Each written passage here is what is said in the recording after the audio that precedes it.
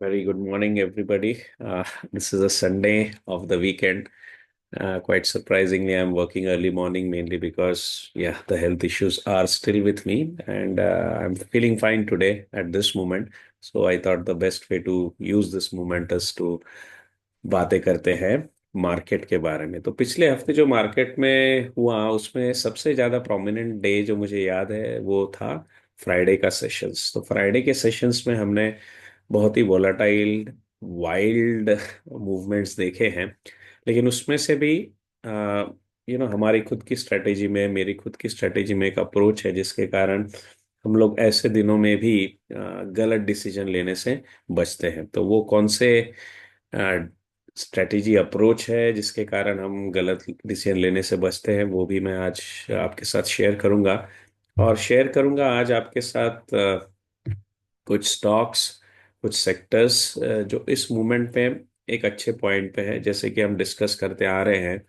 अगर आप मेरे साथ हैं पिछले 3-4 महीनों से तो आपको हफ्ते दर हफ्ते यही देखने को मिलेगा कि हम मार्केट की चाल के मुताबिक अपना रिस्क टेकिंग, अपने सेट ऑफ स्टॉक्स, अपने सेक्टर्स इसको बदलते आते हैं। और यही सही तरीका होता है जितना मैंने मार्केट से सीखा है कि मार्केट के साथ अगर चलना है और हाईएस्ट प्रोबेबिलिटी में पैसा बनाना है तो मार्केट के साथ चलना कंपलसरी है।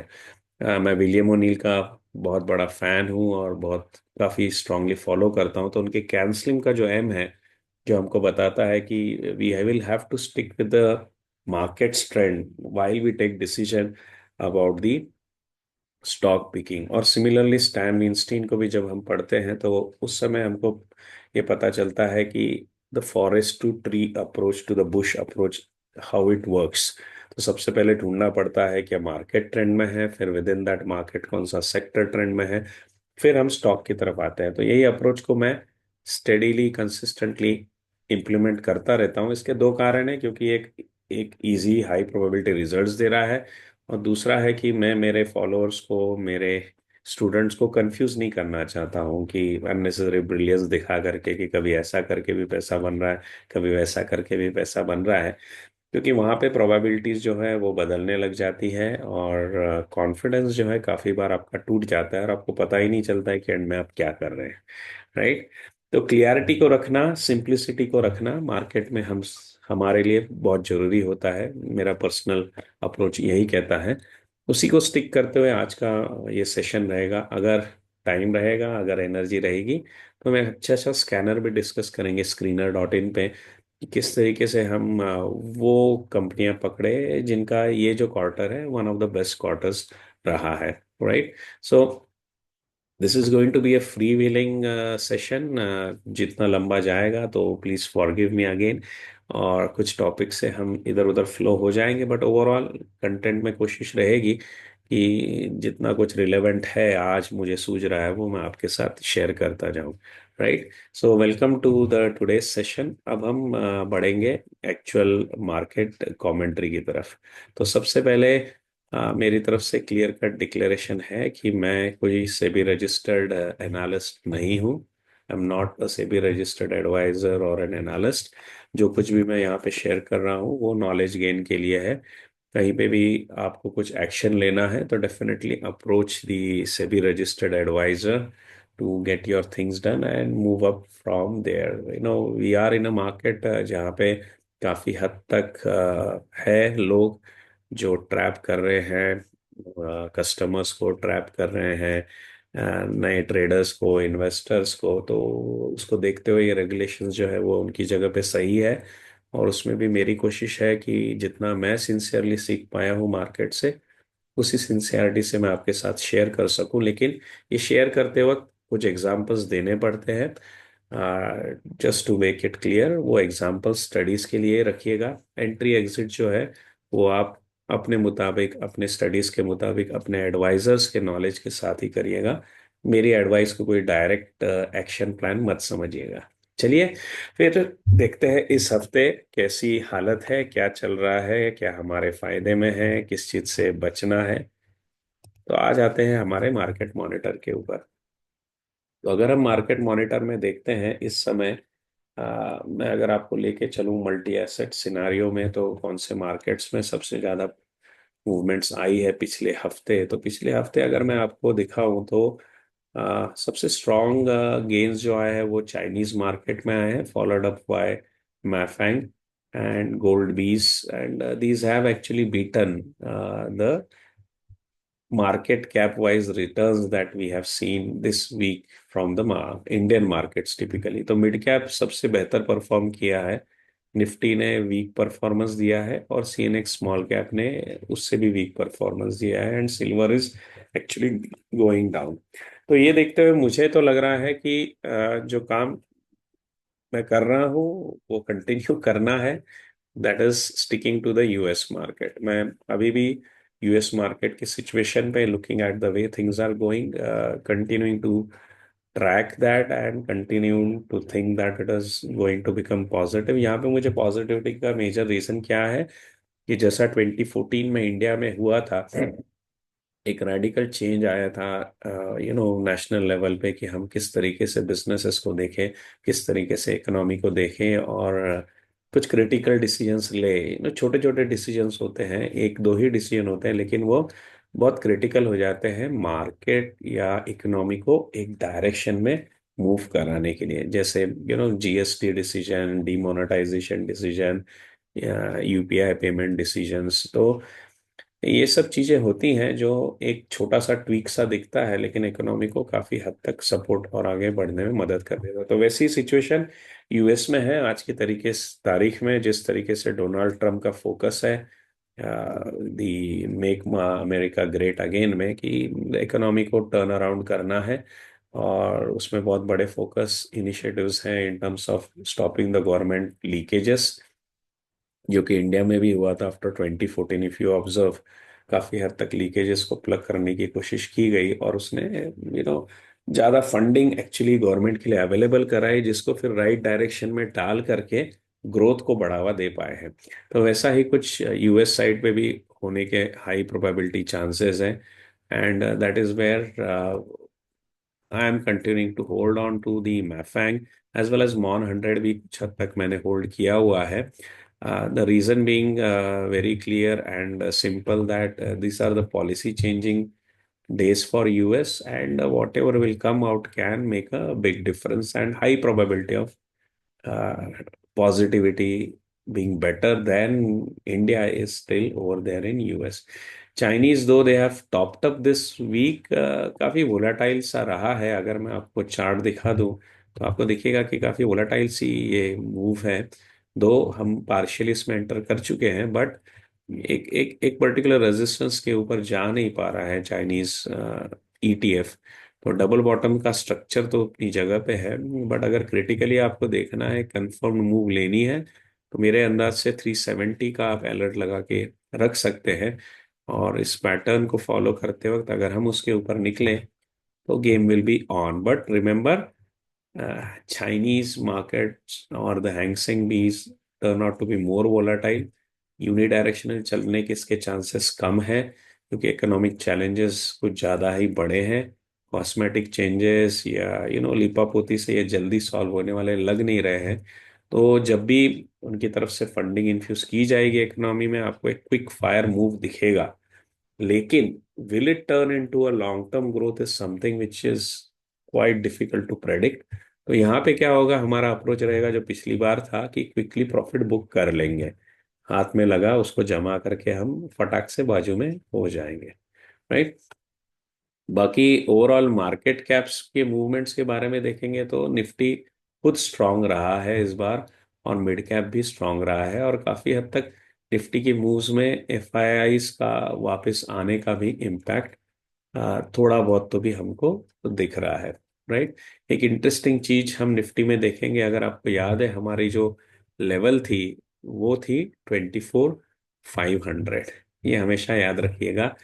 पिछले सेशन में मैंने कहा था कि 24,500 वो लेवल है जिसके ऊपर अगर हम बने रहेंगे तो गेम इज ऑन। हम ओवर एक्सपोज कर सकते हैं मार्केट में खुद को, हम कॉन्फिडेंटली ब्रेकआउट्स को प्ले कर सकते हैं, ट्रेंड फॉलोइंग को भी प्ले कर सकते हैं। लेकिन there have been nervous days. There has been nervous days and the biggest nervous day was the Friday. अगर फ्राइडे की मूव का आप देखेंगे तो क्लियरली आपको दिखेगा कि मॉर्निंग सेशन में बहुत पिटाई हो गई थी. We were pressurized. Literally, I was reviewing my portfolio stocks to exit basically, क्योंकि एग्जिट तो करना है. यहाँ पे कोई इमोशनल टच नहीं है.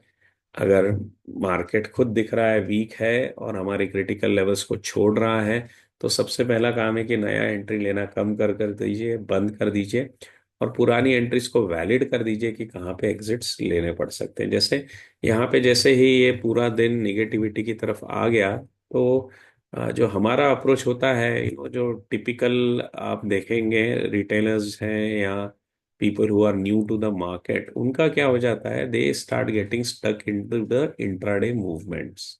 तो अगर मैं 5 मिनट का चार्ट निकालूं पिछले 3 दिनों का, तो एक्चुअली उनके साथ क्या हुआ होगा वो मैं आपको बता रहा हूँ. तो 13 तारीख थी, 13 the Friday, which is called as a day which is not a good और a lucky day, a bad omen, right. तो 13 डे फ्राइडे के स्पिरिट में बहुत अच्छे से अटेम्प्ट किया गया कि शेक आउट करा दीजिए हम लोगों को, यू नो. बड़े इन्वेस्टर्स हैं, बड़े प्लेयर्स हैं, इनका प्लान ये रहता है कि जो भी अपॉर्चुनिटीज मिस हो गई हैं, एक पैनिक क्रिएट करके मार्केट के प्राइसेस गिरवा दे, लोगों के स्टॉप लॉस लगवा दे, लोगों में एक डर पैदा कर दे और वो सस्ते लेवल पे चीजों को छोड़ दे और हम उसको खरीद लें. This this is what is called as a shakeout. तो ये शेकआउट सा अटेम्प्ट हुआ था, शेकआउट सा अटेम्प्ट हुआ था, और उसमें आप देखेंगे कि मार्केट जो है बहुत 24,550 से, जो हमारी लेवल है 24,500, उसको तोड़ करके 24,200 तक नीचे गिर गया था. तो ये काफी बड़ा फॉल था. अराउंड 1.34% तक का ये फॉल यहाँ पे पुश आउट हो गया था. और 11 बजे तक what I would say the panic was in place. और काफी लोगों ने इस पीरियड में अपने पोजीशंस को अपने स्टॉक्स में से एग्जिट कर लिया होगा. ये एक नेचुरल रिएक्शन होती है पैनिक की, जिसमें हम डर जाते हैं और एक डिसीजन लेकर के मार्केट में से हमारे स्टॉक्स में से एग्जिट लेना शुरू कर देते हैं. लेकिन इस सिचुएशन से बचना कैसे है, वो अभी मैं आपके साथ यहाँ पे डिस्कस करूंगा. तो एंड ये 100 साल पुरानी स्ट्रेटेजी है जिसके थ्रू हम ऐसी सिचुएशन से बचते रहते हैं. तो इस सिचुएशन में से नो, जहाँ पे इंट्राडे पैनिक क्रिएट किया जाता है और काफी हद तक हम रॉन्ग डिसीजन ले लेते हैं, या कई कई बार है ना, एक मॉर्निंग में अपस्विंग भी आ जाता है, स्ट्रॉन्ग स्पाइक आ जाता है, और काफी बार हम वहां पे टॉप पे भी ले लेते हैं. यानी दिन के दौरान अर्ली आवर्स में market perception is created exactly opposite to how it is going to end. Okay. तो इसमें से अगर हमको बचना है तो एक सोल शार्प पुराना अप्रोच है जो हमको लेना पड़ता है. और वो अप्रोच क्या है, what is that approach which is actually given 100 years ago, which saves us from getting into these kind of traps. So for that you will have to look back into the Newton's theory of technical analysis. तो आप कहेंगे कि भाई Isaac Newton को technical analysis stock market से क्या लेना देना था. तो actually the Newton of technical analysis, what I think, the Newton of the markets, जो मैं सोचता हूँ for the technical analysis to a greater extent is nothing but the Charles डर्व्स. तो चार्ल्स डर्व्स की जो थियरी है उसको अगर आप जीरो द वार्सिटी पे पुल आउट करेंगे, तो zero the varsity is a very good source for learning basics always. और this is not at all any promotion and all that, but as a student I have found कि जब भी कुछ basic सीखना है, zero the varsity पे आ जाइए, काफी हद तक आपको अच्छे इनपुट सिंपली दिए हुए मिलते हैं. तो इसमें जब डर्व्स थ्योरी पार्ट 1 पे आप आएंगे तो उनके पॉस्टुलेट्स यहाँ पे अच्छे टेबल में दिए हुए हैं. और यहाँ का आखिरी का पॉस्टुलेट नंबर 9 पढ़िएगा. तो 9वां पॉइंट जो यहाँ पे कहा गया है, ये 100 साल पहले कहा गया है, that the closing price is the most secret one. और ये किनके लिए एप्लीकेबल है, जो पोजिशनल ट्रेडर या इन्वेस्टर्स हैं. जब भी मैं पोजिशनल कहता हूँ, these people are not intraday, they are working either on the daily chart और ऑन द वीकली चार्ट. तो उनके लिए इंपॉर्टेंट होता है कि the closing price is the most secret one. और ये 100 साल पहले ही डव्स ने बताया हुआ है, between the open high low and close prices the close is the most important price as it represents the final evaluation of stock during the day.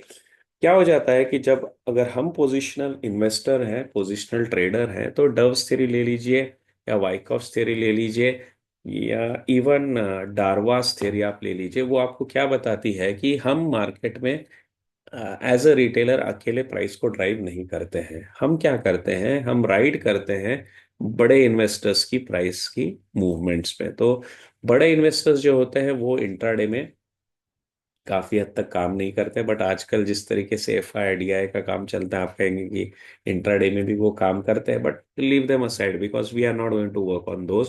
तो हम जिस डेली चार्ट पे, वीकली चार्ट पे काम करने वाले हैं, तो हम राइड लेने वाले हैं बड़े इन्वेस्टर्स के साथ। और टिपिकली इनके जो डिसीजंस होते हैं वो क्लोजिंग प्राइस बेसिस पे काम करते हैं। तो मार्केट के लेटर हाफ में जो मूवमेंट्स आती है उसमें जो प्राइस डिटरमाइंड होती है, that is the true price on which we should be working. ये डव्स थ्योरी ने कहा हुआ है 100 साल पहले।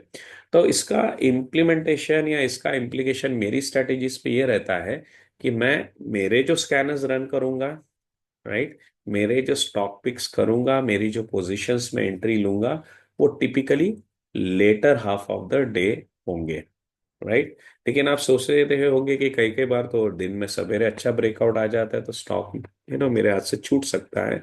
तो I would typically say that entries के लिए yes you can try early morning hours, entry is fine.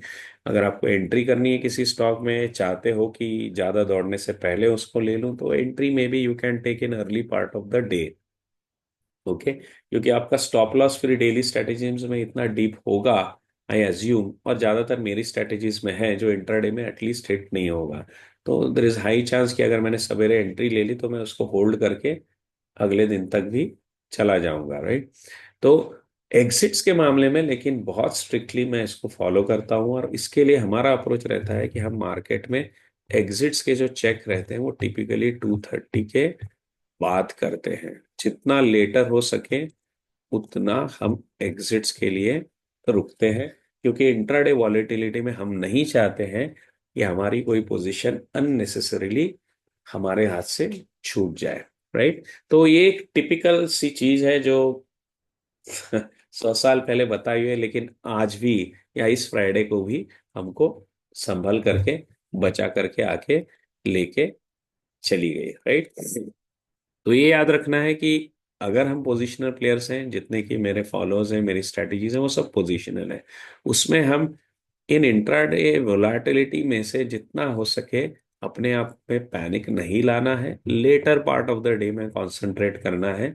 वहां पे अगर हाँ एग्जिट लेने पड़े तो हम ले लेंगे। जितना मैंने देखा है अराउंड 80 to 90% ये हमको काफी हद तक अच्छे स्टॉक्स में से एग्जिट कराने से बचाते चला आया हुआ है, राइट। तो दिस इज समथिंग जो इंटरेस्टिंग था इस फ्राइडे की मूव्स में, जो मैं डिस्कस करना चाहता था।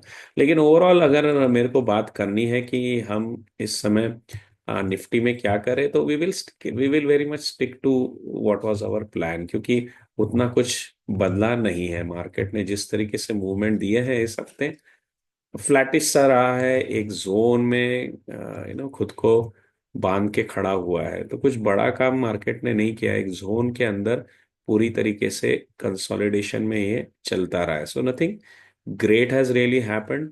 और इसके कारण मेरा जो अभी भी व्यू है वो यही है कि अगर हम मार्केट में क्लोज करते हैं 24,500 के ऊपर, we can continue to play very, very strongly. So our game plan still is in place. It has survived for this week. और जितना मैं देख रहा हूँ एक तरीके से ब्रेकआउट रीटेस्ट भी हो गया है निफ्टी का HNS पैटर्न का।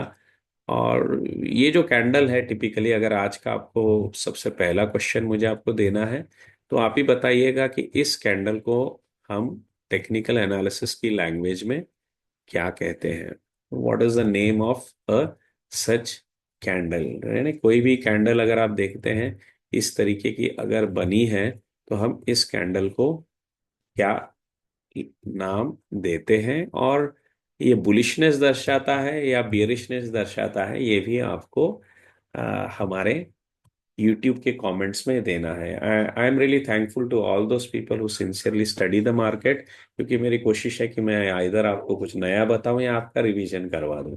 तो अगर आप इस कैंडल को देखें तो इस कैंडल को देख के बताइएगा ये कौन से टाइप की कैंडल है, इस कैंडल का नाम क्या है, और ये बुलिशनेस सिग्निफाई करती है या बियरिशनेस, ये भी आपको मुझे बताना होगा, राइट। और दूसरी तरफ थोड़ा सा एक्सटेंड करके अगर मैं इस कैंडल की तरफ आऊं तो ये कॉम्बिनेशन ऑफ कैंडल्स को आप क्या कहेंगे? Okay.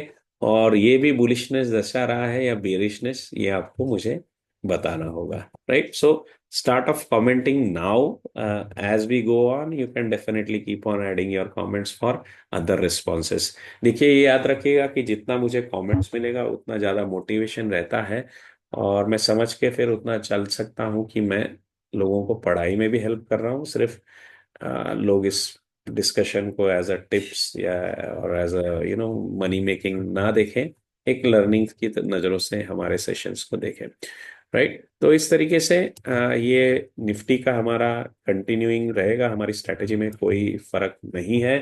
The best thing was this week, जब तक फ्राइडे नहीं आया था, स्मॉल कैप मैंने जो है अपना एटीएच स्ट्राइक कर दिया था। तो if I take you to the small cap daily chart, you will observe that ATH भी स्ट्राइक कर दिया था स्मॉल कैप में। तो ये बहुत ही बुलिश मूव आई हुई है, राइट। ये बहुत ही बुलिश सॉलिड मूव आई हुई है स्मॉल कैप में। आखिरी के दिन में भी यहाँ पे वैसा ही कैंडल बना है जैसा निफ्टी में बना है, कि दिन के दौरान बहुत दबा दिया गया था, लेकिन बाद में स्क्वीज आउट होते हुए स्ट्रेंथ आ गई थी। Overall we will continue to stay bullish in small caps also, और स्मॉल कैप में जहां तक मैं बुलिश रहूंगा वो लेवल्स रहेगी अराउंड 19K। तो 19K के ऊपर है तो we will continue to play solidly strongly, and this is always going to remain my favourite market cap. क्यों? क्योंकि यहाँ पे एफआई का इम्पैक्ट कम होता है। यहाँ पे वो बिजनेसेस मिलते हैं आपको जो क्विकली मल्टी बैगर बन सकते हैं, राइट। 3,000 की कंपनी 6,000 करोड़ की मार्केट कैप को अचीव इजीली कर सकती है, बनिस्पत वो बिजनेस जो 60,000 करोड़ का है उसका 1,20,000 करोड़ होना। तो ये सिंपल सा प्रोबेबिलिटी गेम है जो मल्टी बैगर्स आपको मार्केट में स्मॉल कैप में ज्यादा हद तक दे देता है, राइट। मैफैंग में हाँ हम कंटिन्यू कर रहे हैं होल्डिंग, एंड बहुत ही सॉलिड प्रॉफिट बन रहा है। तो जहां तक मेरी एंट्री है वो दैट वाज अराउंड 97। इस पैटर्न को जब आप देखेंगे तो आपको दिखेगा हमारी एंट्री अराउंड 97 से चल के 134 पे आ गई है, यानी 35% का रिटर्न आ गया है पिछले सवा महीने में। तो दिस इज हाउ, जो मैंने कहा था पिछले हफ्ते आपसे अप्रोच की, थोड़ा ग्लोबल सोचिएगा, अपने आप को इंडियन मार्केट से मत बांध के रखिएगा, क्योंकि साइकिल्स में चलते हैं मार्केट। एक टाइम पे ही यू नो हमेशा के लिए कोई मार्केट ऊपर नहीं चलता है। जब कोई निगेटिव चलता है तो ये दूसरा पॉजिटिव चलता है, तो वहां पे भी हम नजर दौड़ाते रहे और एंट्री लेते रहे, तो इस तरीके से भले ही इंडियन मार्केट गिरे, हमारा पोर्टफोलियो एक अच्छे हेल्दी रेट पे ग्रो कर सकता है, राइट। तो let's look at then the pie charts, how they are looking. I think before that, the sectorals. Okay, let's look at the pie chart first, क्योंकि हम मार्केट कैप पे ही बात कर रहे हैं। तो पाई चार्ट के हिसाब से आप देखेंगे तो बहुत पॉजिटिविटी है मार्केट में। स्मॉल कैप तो आप देख रहे हैं बहुत ही सॉलिडली रिकवर हो चुके हैं। ये क्लियरली मुझे बता रहा है कि वी आर एट अराउंड 65%। 65% हद तक स्मॉल कैप्स में तो बुलिशनेस है। तो जब भी हम कोई स्मॉल कैप स्टॉक पकड़ेंगे तो हाई प्रोबेबिलिटी है कि वो रन अवे मूव्स दे देगा। और मिड कैप में अगर हम देखते हैं तो this has come to around, I would take to as around 60%। तो 60% स्टॉक्स मिड कैप में भी अभी पॉजिटिव मोमेंटम में है, तो सिचुएशन इज बेटर। और एक्चुअली निफ्टी की खुद की ब्रेड्थ जो है वो इस हफ्ते इंप्रूव हो गई है, ये काफी कंफर्ट दे रहा है। मेरे ख्याल से अभी 45% हमारे पास बुलिशनेस आ गया है निफ्टी में, लार्ज कैप्स में नहीं।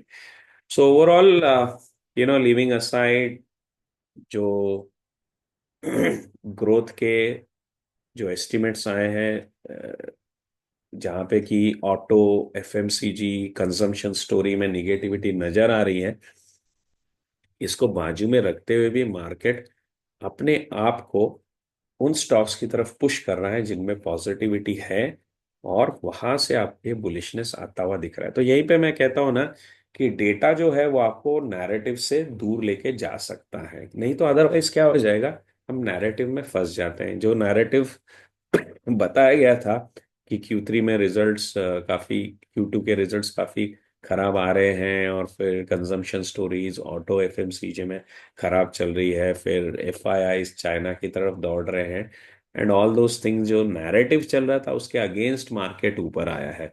और काफी हद तक लोग कन्विंस नहीं थे इस रैली के लिए, और उन्होंने एंट्रीज भी नहीं ली। लेकिन हम एंट्रीज क्यों ले सके, क्यों लेते रहे, क्योंकि नैरेटिव छोड़ करके हम सिर्फ डेटा को देख रहे थे।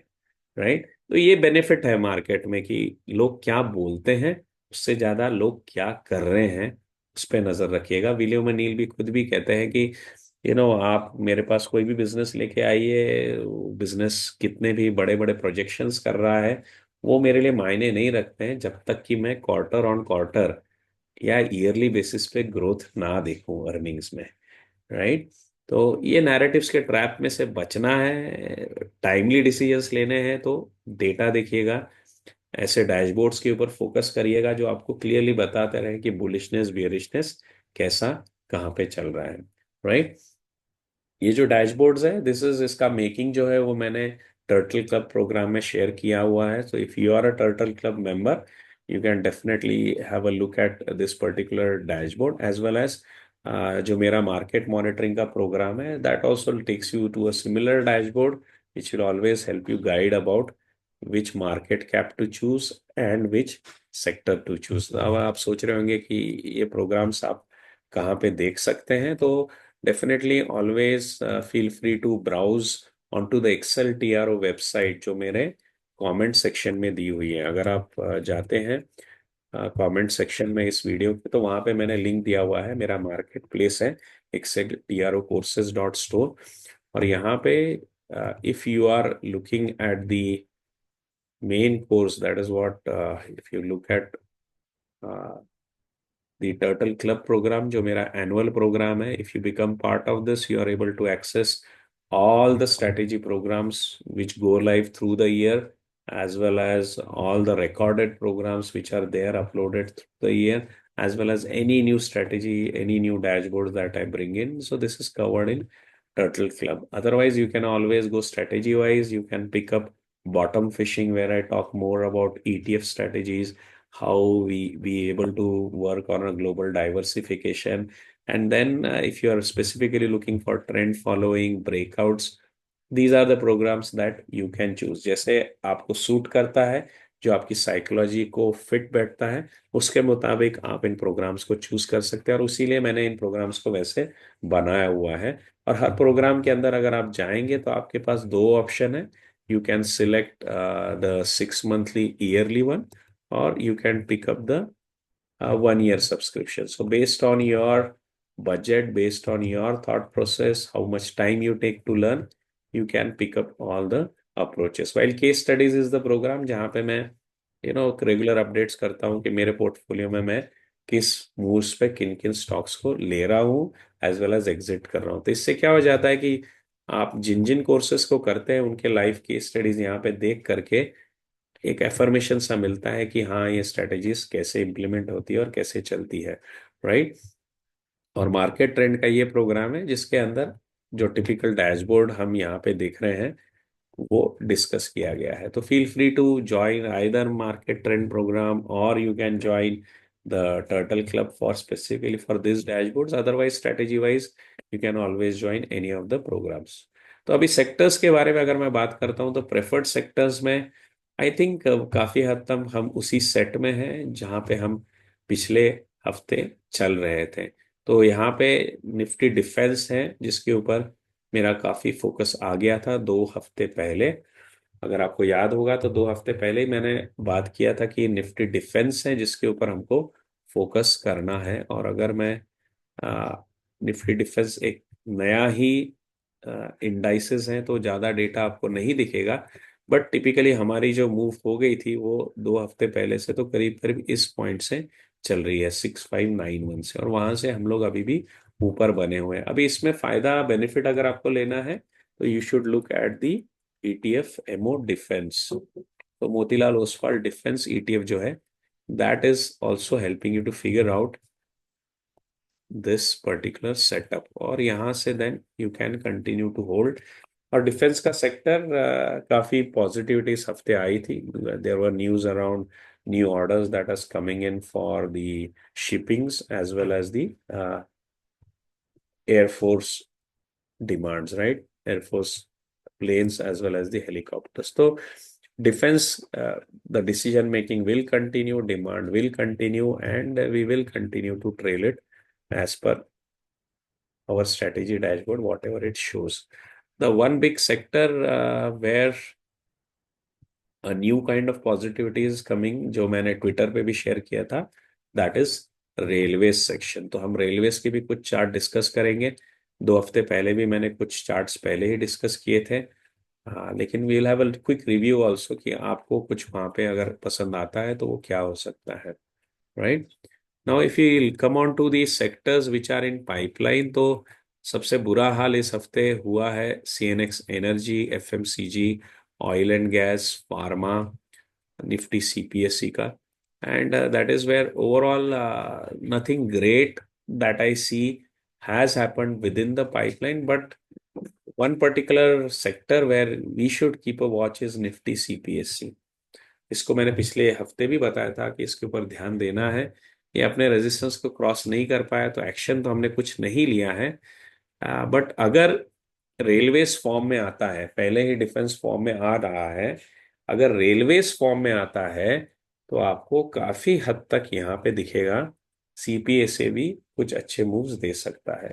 जितना मैंने ऑब्जर्व किया है पिछले हफ्ते, गवर्नमेंट फाइनेंशियल जो बिजनेसेस हैं, जैसे आरईसी, देन इरेडा, राइट, इनके अंदर पॉजिटिविटी आ रही है। तो इरेडा, आरईसी, इनके अंदर अंदर अगर पॉजिटिविटी आती है, रेलवेज में पॉजिटिविटी आती है, तो CPSC as an index also you can pick up. And why I am watching this CPSC index, क्योंकि इसने पिछले 3 सालों में बहुत ही सॉलिड रनअवे रैली दी है।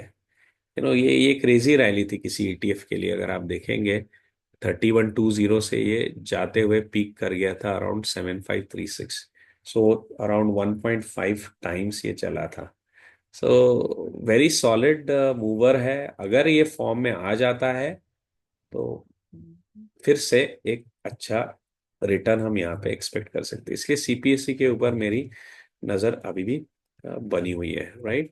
Then we will go on to stock specifics. तो स्टॉक स्पेसिफिक्स के लिए मैं क्लियरली बता देता हूँ कि going with the regulations which are there prevailing, stock specific discussions आपको सिर्फ एज अ स्टडी देखना है। Don't put me at any risk by taking it as a buy and sell decision. Go ahead and definitely discuss with your financial advisor where you want to pitch in. But for technical analysis and learning purpose, we'll just look at some of the results coming over here. Oracle Finance, why I've picked Oracle Finance? क्योंकि IT sector is showing very very good strength. तो IT sector near 88 चल रहा है, तो Oracle Finance भी उसके कारण आपको दिखेगा एक बॉक्स में ट्रैप्ड है अभी। ओके, तो आई वुड सजेस्ट इसको हाथ तभी लगाइएगा जब ये अपना ऑल टाइम हाई ले लेगा। रिवर्सल्स के साइन बन रहे हैं, बट अभी भी मैं एश्योर्ड नहीं हूँ। Let it really break out and then Oracle Finance can become a case that definitely you can look upon. Let's look at any good interesting name. Power Grid. So as I'm looking at PSUs, so Power Grid is looking good. Power grid में अगर आप देखते हैं तो there is a pattern that is getting formed. Okay, so there has been a breakout failure and then the stock is making an attempt to come up. So this is something which will be interesting. मेरे नज़र में ऐसे stocks जो एक runway rally करके फिर correct होकर के फिर रिकवर करते हैं, जिससे कारण कप एंड हैंडल पैटर्न बनता है मार्केट में। So if you are looking at such patterns where there is a handle getting formed, interesting, I am interested in picking up such stocks. तो पावर ग्रिड पे नजर रखिएगा। Stop loss तो बहुत ही clear है, यू कैन सी इस line के इर्द गिर्द जो 200 MA है, यहाँ से ये बाउंस कर रहा है, राइट। तो नेक्स्ट क्वेश्चन मेरा आपके लिए है कि ये जो लाइन है 200 MA की, what is it acting like. अगर किसी भी लाइन पे आकर के प्राइस बाउंस देता है, किसी भी लाइन पे आकर के अगर प्राइस बाउंस दे देता है, तो इस लाइन को क्या कहा जाता है in the language of technical analysis. Okay, very basic question, but I am just trying to add a flavour of learning for you so that you get shaken and think about the basics and don't forget them while we are talking about making money also. So power grid, yes, it is interesting. We are forming a handle over here. तो मेरा तो interest है यहाँ पे काम करने के लिए। और cup and handle is the primary pattern based on the William O'Neil's theory. तो विलियमो नील्स की अगर आप बुक पढ़ेंगे तो कोर पैटर्न उन्होंने जो डिस्कस किया गया है, that is the cup and handle, और वो फॉर्मेशन यहाँ पे हो रहा है। Then anything interesting, pharma would be interesting, let's look at pharma, क्योंकि बहुत अच्छा रैली किया था सन फार्मा ने, it has rallied very very well, right. Over here again we are looking at an upcoming recovery if it comes. So around 1850 is something जहाँ पे नजर होगी, यहाँ पे मैं अलर्ट लगा के इसके साथ चलूंगा। वैसे ये लार्ज कैप है, personally I don't get involve in large caps, my choice, right. But if you are somebody who are okay to work with large cap, you should be looking at Sun Pharma. Then let's look at Thermax। तो यहाँ पे भी आपको दिख रहा है कौन सा पैटर्न बन रहा है। सीधी सी बात है, यहाँ पे भी एक पैटर्न बन रहा है जो अभी हमने डिस्कस किया है। तो question number 4 is for you, what is this pattern coming over here, right. पहले के दो क्वेश्चंस थे regarding the Nifty charts, what is that single candle represent, what is it called. देन दोनों कैंडल का सेट, इसको हम क्या कहते हैं। फिर हमारा तीसरा क्वेश्चन था जिस लाइन से प्राइस बाउंस होते रहती है उसको क्या कहते हैं। और finally what is the pattern that you are looking at Thermax. तो ये चार क्वेश्चंस आज के लिए हैं, आगे के डिस्कशंस में मैं क्वेश्चंस शायद नहीं पूछूंगा, राइट। तो definitely Thermax is a story around capital goods and a long term very solid business, as well as good solid management, and you are getting it at a near base average. So very interesting, you should be keeping a watch on it, right।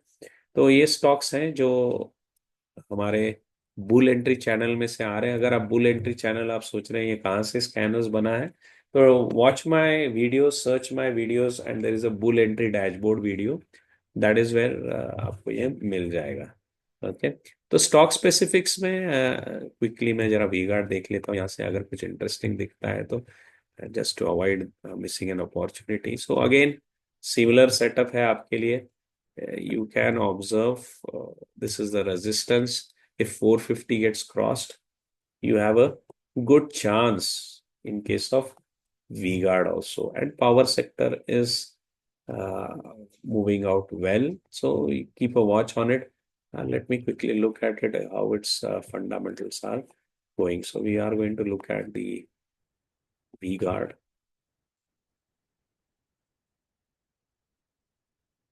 So this is into electronics, electricals, and consumer durables, and margin is quite weak. And growth-wise, if I see quarter on quarter, actually there is a drop. So fundamentally, I would not really go with V-Guard, but chart, yes, you can keep observing the chart. If you are comfortable, discuss with your advisor, and you can think about taking positions also, right? तो ये पूरा discussions एक basics overall how our view about the Nifties. We continue to remain bullish till we are above 24,500। In small caps, we continue to remain bullish if we are above 19K.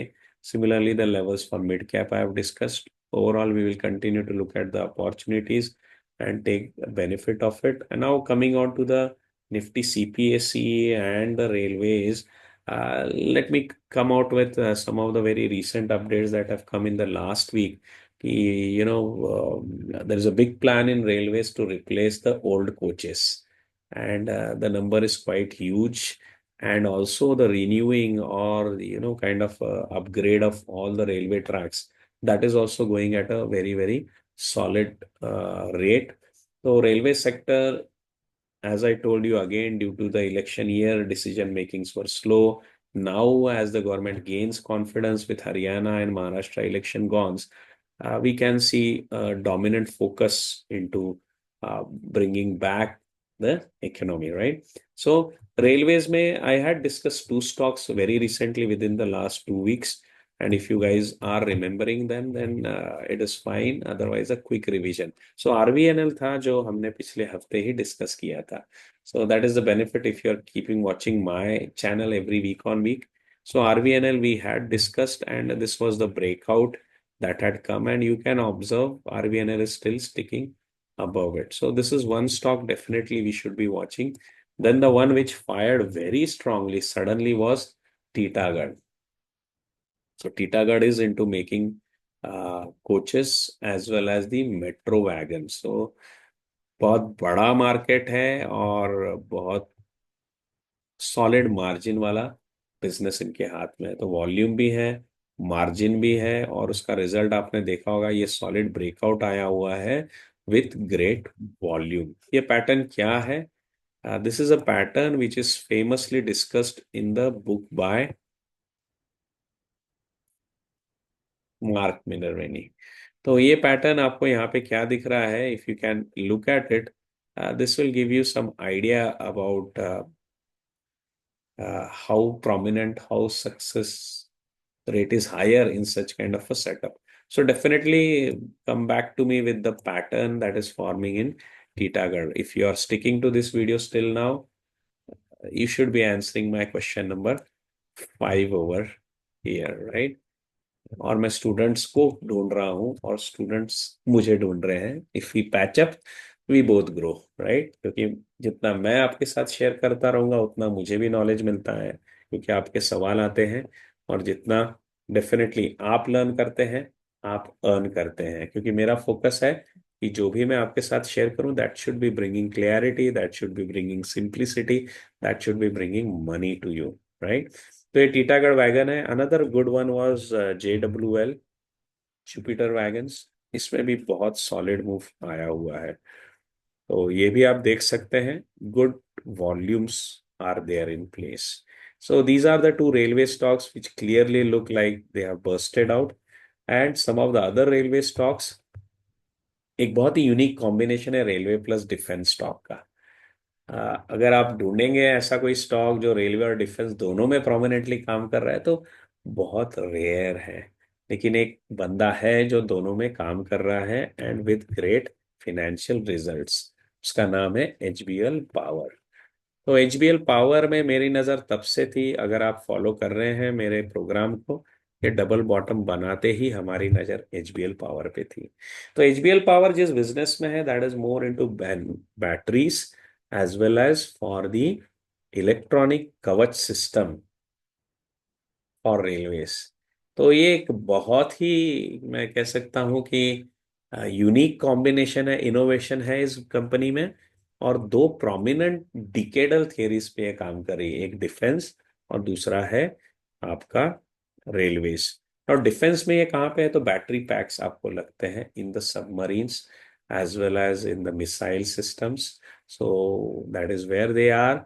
And when it comes to working with railways, they are into Kavach, and they are already into battery systems for the railways, like one of their own conventional business from the old times. तो definitely इसको track करिएगा.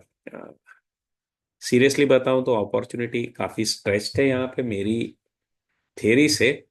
But अपनी studies में इसको हमेशा रखिएगा. जैसे कुछ स्टॉक्स में बताता हूँ कि जो लॉन्ग टर्म आपकी नज़र में हमेशा के लिए रहने चाहिए. प्राइसेस ऊपर नीचे होती रहेंगी. जब भी आपको वहां पे दिखेगा कि HBL power,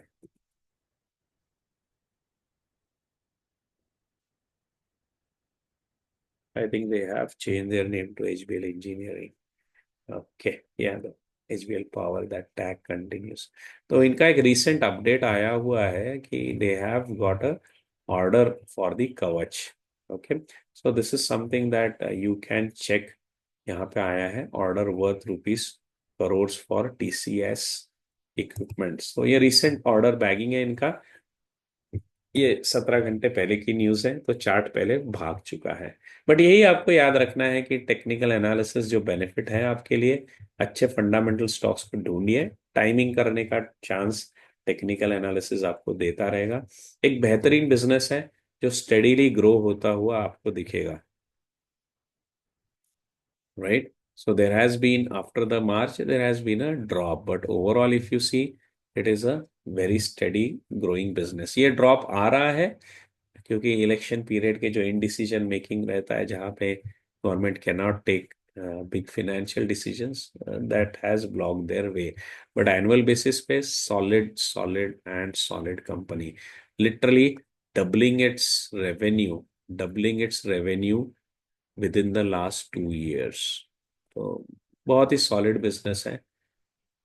keep a watch on this. और व्हाई? बिकॉज ये एक यूनिक कॉम्बिनेशन है defence as well as railways का। तो यहाँ पे आपको दिखेगा इन टर्म्स ऑफ इसके एप्लीकेशंस कहाँ पे है। तो ये डिफेंस एविएशन में है, okay, and train collision avoiding system कवच में है, ट्रेन मैनेजमेंट सिस्टम में है। ये ऐसी कंपनियां मुझे एक्साइट करती हैं जो कि टेक्नोलॉजी पे काम करती हैं, जो कि core infrastructure, core economic, core national assets पे काम करती है। क्योंकि कोर नेशनल एसेट्स पे वीकनेस हम ला नहीं सकते हैं। As a government you will have to bring, keep your core assets at a solid strength. So defence, railway infra, these are core assets. इनको आपको अच्छे से चलाना ही होगा अगर इकोनॉमी का इंजन आपको रन करना है। पावर सेक्टर में भी ये आ जाते हैं because of being in batteries, right? So keep a watch, deadly business, and always take it up at the right price. So ये नॉलेज शेयरिंग है जो मुझे ज्यादातर एक्साइट करता है कि आप लोगों के साथ बातें करता रहूं। तो ये this this is something on the railways that I have discuss, Titagarh, JW, and also HBL Power। Another guy will have to keep a watch always is RK forge, क्योंकि रामकृष्ण फोर्जिंग के पास है ना, व्हील्स के ऑर्डर्स आते रहते हैं। And as you know wheels are something that keep wearing out, that need an upgrade. तो railway wagon wheels वगैरह का जो बिजनेस है, that is again something which is going to get repetitive, is going to continue for a longer period of time again. तो यहाँ पे भी आपको दिख रहा है कि एक्यूमुलेशन चल रहा है। सीधी सी बात है कि स्टॉक एक लेवल के नीचे सेलिंग प्रेशर ले रहा है, तो somebody is there at around 1000, जो HBL Power, sorry, RK forge को सेल कर रहा है। तो हमको सिर्फ देखना है कि जिस दिन ये सेलर यहाँ से एग्जिट हो जाता है और बायर अपनी पावर दिखाता है, तो ये एक अच्छा स्पॉट है एक फ्रेश मूव के लिए। लॉन्ग टर्म पेशेंस है आपके साथ, तो can definitely study now itself. And stop losses are very clear as per your strategy, आप उसको लेकर के चल सकते हैं। तो ये चार नाम हैं जो मेरी नज़र में अभी बहुत ही सॉलिडली है, जिनके ऊपर आप फोकस कर सकते हैं। That is again RK forge, Titagarh, JWL and HBL power.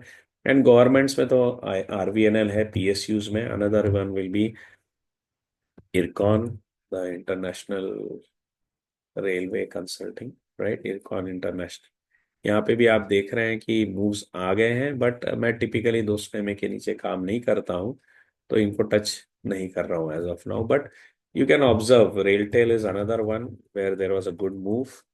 तो रेलवेज जो हम डिस्कस कर रहे थे पिछले हफ्ते due to RVNL, that is a sector definitely you should be watching upon, right? और जो नाम मैंने कहे थे द गवर्नमेंट फाइनेंशियल्स में, तो उसमें इरेडा है और दूसरा है REC, which are looking interesting. And these are ones which will propel CPSE index at some point in the near term. Here you can observe breakout हो चुका है, retest हो गया है इरेडा में, and yes, till this point we are safe. We can see good moves in IREDA, and another one was the REC. So scanners पे जैसे जैसे सेटअप्स आ रहे हैं वैसे वैसे मैं इनको ट्रैक कर रहा हूँ। यहाँ पे भी ब्रेकआउट रिटेस्ट का सिचुएशन आ गया है। तो आप देखते हैं कि मार्केट में एक सेक्टर है, एक सेट ऑफ बिजनेसेस हैं जो सिमिलर चार्ट्स बना रहे हैं, और ये अगर साथ में चलेंगे तो एज एन इंडाइसेस वो सेक्टर आपको अच्छा मूव देता हुआ दिखेगा।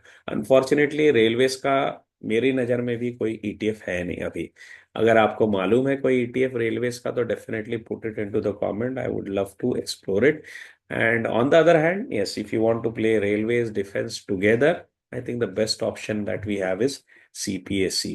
तो सीपीएससी बीज जो है टिपिकली निप्पॉन ईटीएफ जो है, you can track that guy. Okay, और इनको मैं ट्रैक कर रहा हूँ, और पैटर्न्स वही है जो आपको इरेडा, आरईसी, आरवीएनएल में दिख रहे हैं। Index is going to represent what the major set of stocks are doing within that particular industry group, right? और ये किसने कहा हुआ है? ये भी आपको मिलेगा इन द डर्व्स थ्योरी। तो डर्व्स थ्योरी में अगर आप आएंगे तो let me quickly show you, all indices must confirm with each other, that is one thing, and indices discounts everything, right?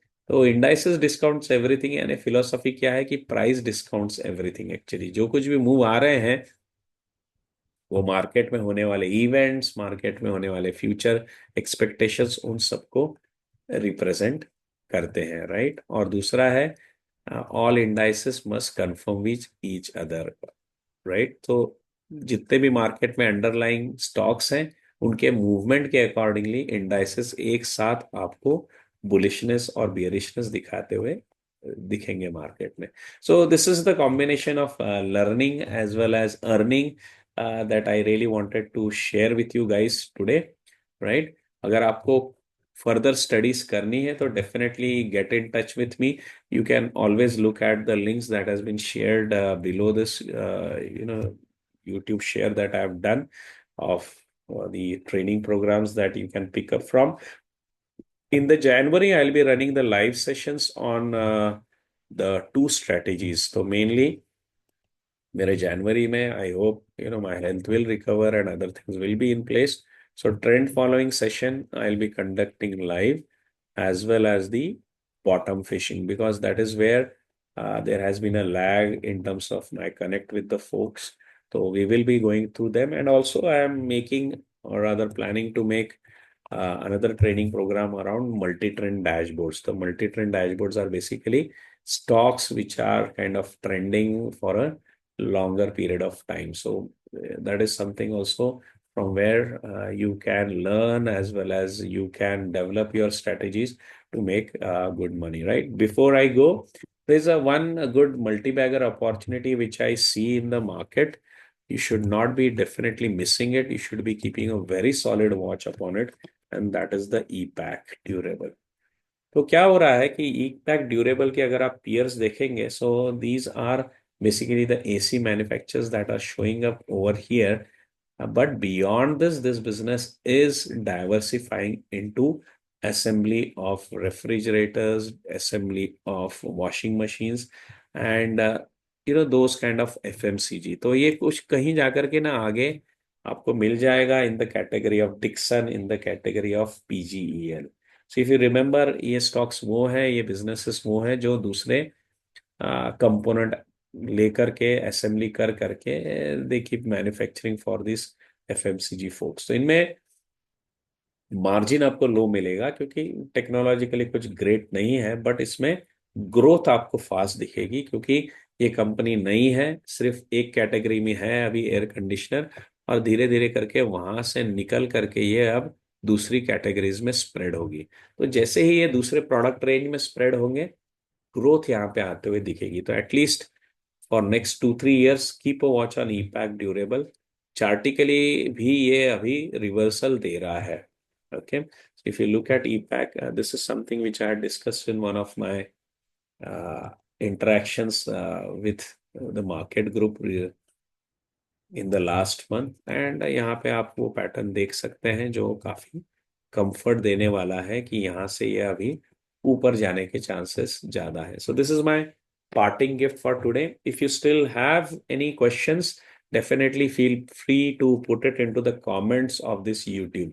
If you like this video, definitely put a like, because that encourages me to keep on bringing the videos again and again every week, as well as it helps the YouTube algorithm to spread it to more people so that I'm able to engage with more people. You will be able to help other people by just putting a like or put a comment under the video. If you cannot want to put any comment around the questions that I've asked, you can just write thumbs up, or you can just write it was a great learning for you, right?